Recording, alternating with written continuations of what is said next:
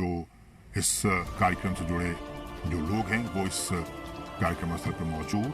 अब ये सीधे भारत के जंगलों में कूनो नेशनल पार्क में अब ये पहुंच चुके हैं। प्रधानमंत्री इस बहुत ही महत्वपूर्ण क्षण का लुत्फ उठाते हुए और उन तस्वीरों को अपने कैमरे में कैद करते हुए, साथ में आपने देखा मध्य प्रदेश के मुख्यमंत्री शिवराज सिंह चौहान भी मौजूद थे।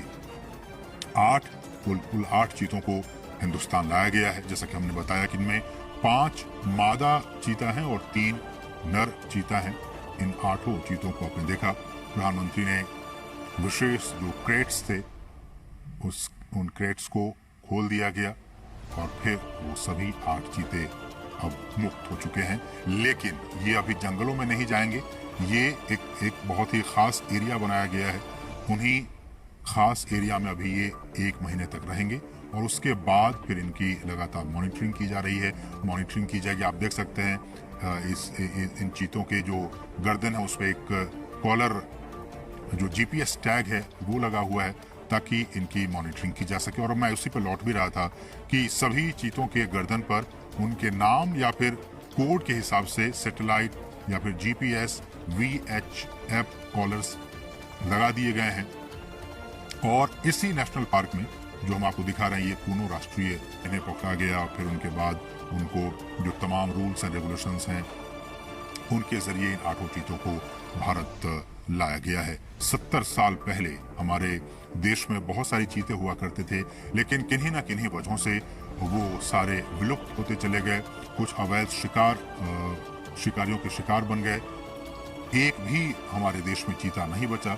लेकिन सरकार लगातार कई सालों से प्रयास कर रही थी कि हम जो है वो इन चीतों को वापस से एक बार फिर से लाएं, क्योंकि पारिस्थितिकी तंत्र भारत का भी बहुत बेहतर है। और जैसे कि हमने कहा कि नामीबिया के जो वैज्ञानिक थे वो महीनों तक यहाँ पे आते रहे, जाते रहे और यहाँ का जो भूवैज्ञानिक स्थिति है, यहाँ की जो जलवायु है, उनका उन्होंने अध्ययन, परिस्थिति है, जलवायु है, उसके हिसाब से छोड़ना ज्यादा उचित होगा। तो उसके बाद ही ये फैसला लिया गया। प्रोजेक्ट है, अगर मैं इसकी बात करूं, ये भी बहुत महत्वपूर्ण है आपके लिए जानना कि किस तरह से भारत में चीतों को एक बार फिर से बसाने की यहाँ पे कार्य योजना बनाई गई।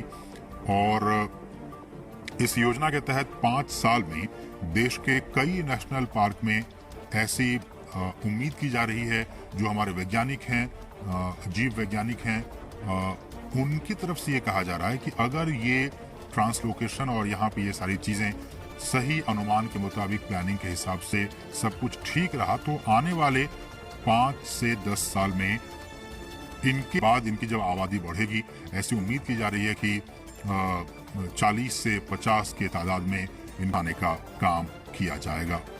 और इस कार्य योजना के जरिए, जैसा कि हम कह रहे हैं कि भारत एक बार फिर दुनिया, जैसा कि आप देख सकते हैं कितने उत्साहित हैं, खुद कैमरे के जरिए उन तस्वीरों को कैद करने की कोशिश कर रहे हैं। प्रधानमंत्री खुद भी चीतों को देश में लाने और इससे बसाने में निजी, बिल्कुल पर्सनल लेवल पे निजी रुचि दिखा रहे थे। और उसी का नतीजा है कि आज ये 8 चीते अब हिंदुस्तान की सरजमी पर पहुंच चुके हैं।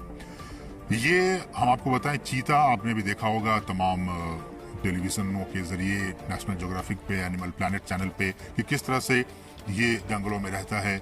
और ये एक मांसाहारी जानवर होता है। वाइल्ड एनिमल्स होते हैं, उनके साथ मैन एनिमल कॉन्फ्लिक्ट होते रहते हैं, अक्सर होते रहते हैं। लेकिन चीतों के साथ ऐसा नहीं है। चीतों के साथ जो मैन एनिमल कॉन्फ्लिक्ट है वो बाकी जो ऐसे एनिमल्स हैं, वाइल्ड एनिमल्स हैं, उनके मुकाबले काफी कम ऑब्जर्व किया गया है, काफी कम देखा गया है। वो सामान्यतया मनुष्यों के लिए खतरा नहीं होते हैं और जो बड़े पशु हैं उन पे भी वो सामान्यतया हमला नहीं करते हैं।